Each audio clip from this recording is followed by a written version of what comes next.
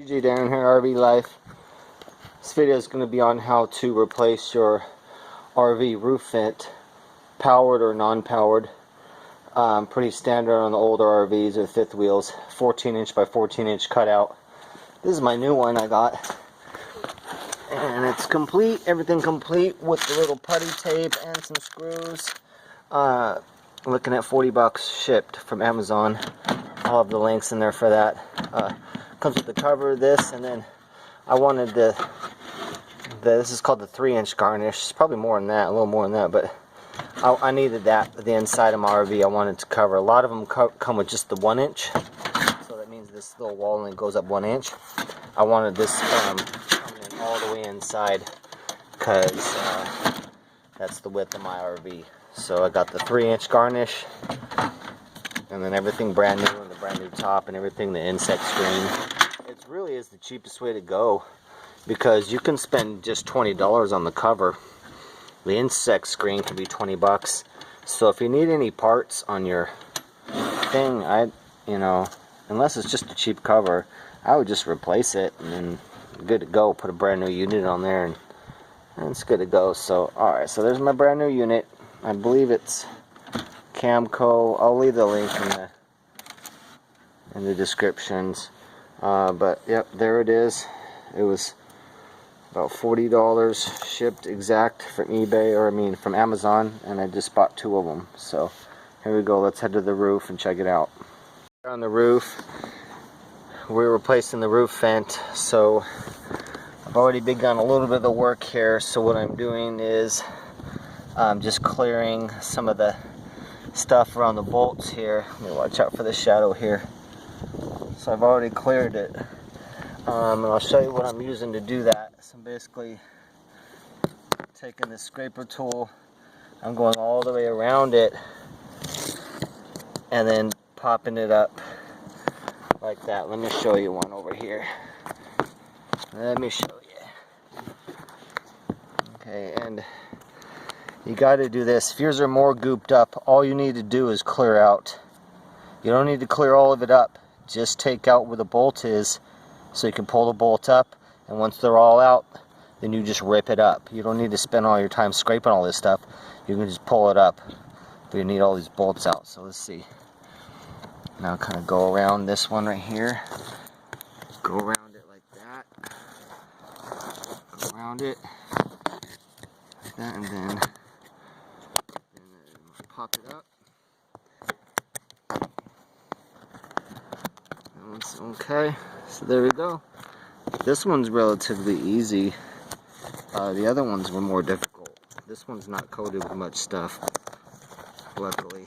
So there's that. Alright. So just do that about 27 times. And you'll be ready to pull your vent. It's not much work. You got to get one of these. This is a Husky scraping tool. I'll leave the link in the description. I got it at Home Depot, but you can get them on Amazon.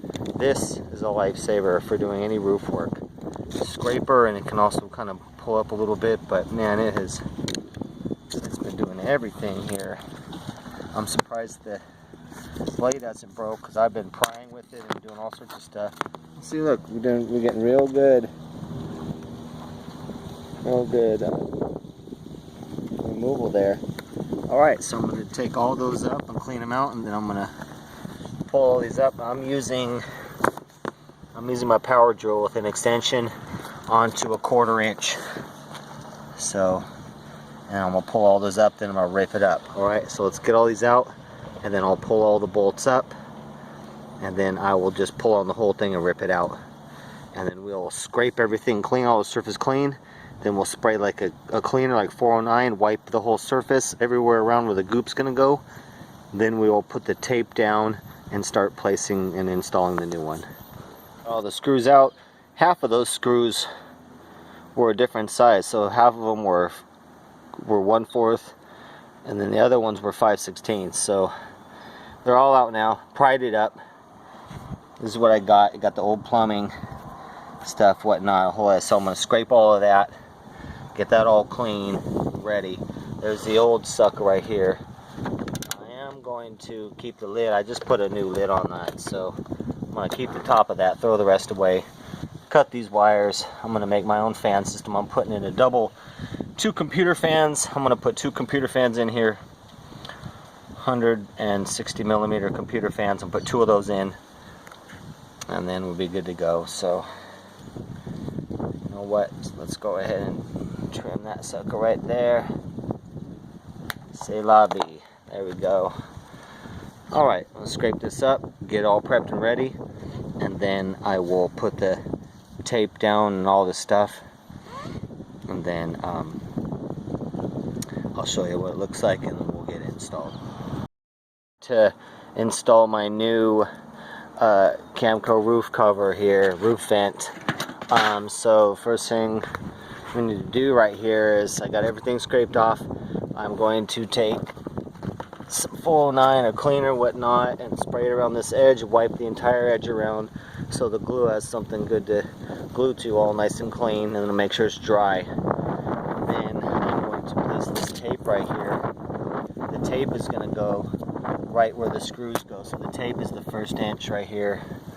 The first inch here is going to be the tape, so I'll put that all the way around, and then on the perimeter of that, I'm going to use my caulking gun, and I'm going to, on the outside right there, right at the edge of it, I'm going to put a bead of that around that, and then right there too as well. And that's what this edge right here will sit down on a little bit, and then we'll see here. Well, it looks like, let me look here. Yeah, I'll do one bead at the edge of that tape, because that's where the edge of this sits down, and I want the edge of that with plumbing caulk underneath it. So so that's that. And then I am using Dynaflex Ultra from Home Depot. I also had a roll of Dicor, but as you can see, it fell down my shower, and then the tip broke, so I think it's broken now. So that was self-leveling sealant, but I've had a problem with that stuff adhering to my roof, so I'm using this stuff from Home Depot, which is a lot cheaper, and it works great. So this is indoor outdoor. This is outdoor, which you would seal windows, doors, and whatnot. This is a good sealer, so this is what I'm going to use. And so, alright, got sealant, scraper, we're done with that. Got my screws. I'm not going to drill in too much, so only drill in most of the way, and then I'm going to hand screw the end of it. Do not want to strip these out. And if these screws don't tighten up enough, I'm going to Home Depot. I'm going to get a thicker screw. Same length, a little bit next gauge up thicker screw. I don't know what these are. I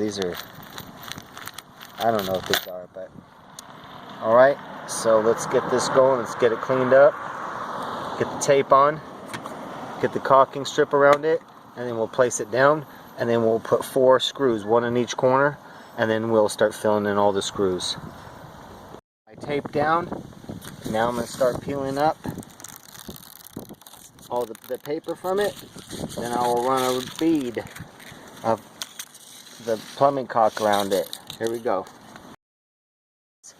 I ended up putting 2 beads, one on the inside, one on the outside. There's a little bit of room on the inside to put the inner bead, and I'm doing it. So a bead on the inside and outside of that, of the tape, of the putty tape, and I'm about ready to place it. And I'm going to place it right in the center of all this putty tape, so hopefully the holes line up again, and we'll have the same holes. There we go. Let's put this baby on. Hey, one shot. Hey, and when you guys put your vent on, don't forget to put it on the right way. If you put that sucker on the wrong way, you're going to be bummed if it opens up while you're the opposite way, like a suicide door. So make sure you got it opens up to the back. It opens up to the rear. So there we go. So let's put this baby on.